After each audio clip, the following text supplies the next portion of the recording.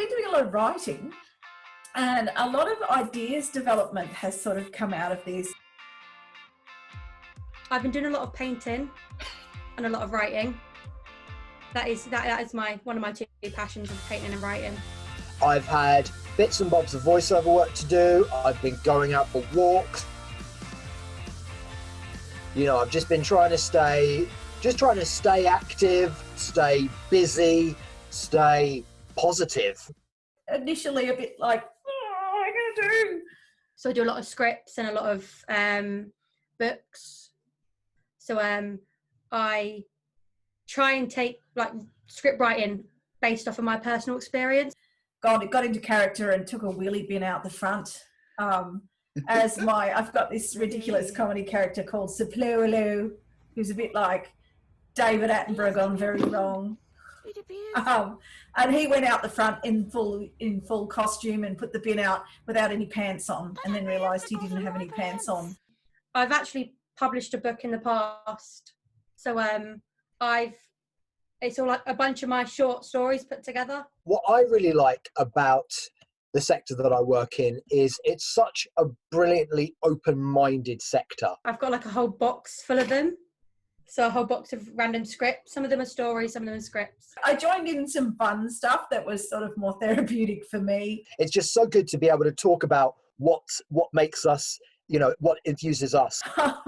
So I've decided that I would just spend a bit of time developing some ideas I've had brewing for a couple of years that I'm actually really quite excited about. You know, the world's changing all the time, and, you know, you don't necessarily have to change at the same speed, but it's important to keep learning about things as they change. Wi-Fi here, unfortunately.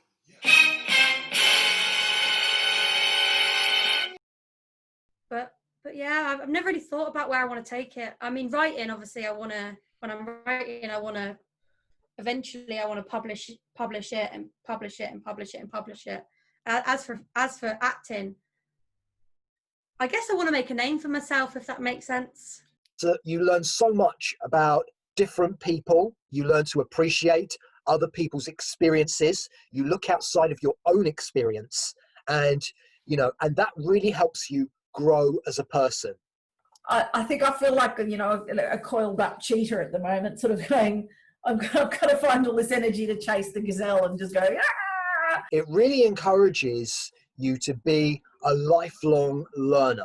But, you know, I've been saying things to people like, okay, so for all of those essential workers, they're not allowed to play music, they're not allowed to watch film, they're not allowed to do anything, then see how the whole world would collapse. I've been working on the radio as well, and radio broadcasting is still considered an essential service, not in the same way as the NHS workers, obviously. Although at the same time, we're bringing news to people. You know, we're playing music, which is another thing that people use as a form of escapism, and lots of people don't realise what goes into the making of their favourite songs as well. And a lot of people I know have used it as an opportunity for, well, we've got to really move forward with some innovation as well. So I like, I guess, people reading it and I guess relating to the experiences, and then also knowing that they're not alone, I guess you could say. So I hope that another byproduct of this pandemic will be more performers born, you know, not just because people are bored and they're reproducing more, but because more adults who have needed to entertain themselves and others at home, and we'll have a whole new batch of people entering the arts. I guess it's a creative outflow for me. I can be creative on paper. I guess it's to express the way I'm feeling versus instead of speaking about it, I can write about it. For me, I've spent a lot of money too, unfortunately. But they say you should always be yourself when you're acting. And I'm like, yeah, but I don't want to be myself when I'm acting. That's why I act.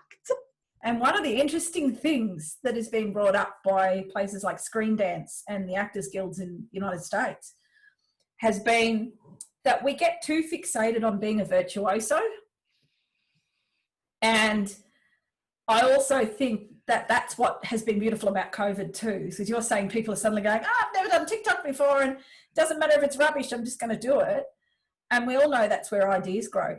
I mean, when I'm trying to what I'm trying to do is that I mean, I grew up on the autism spectrum. I struggled in a lot of past jobs that I did, but when I discovered voiceovers and acting and presenting, I was like, I can put myself out here, and I can, you know, it's like I can really show people what I can do.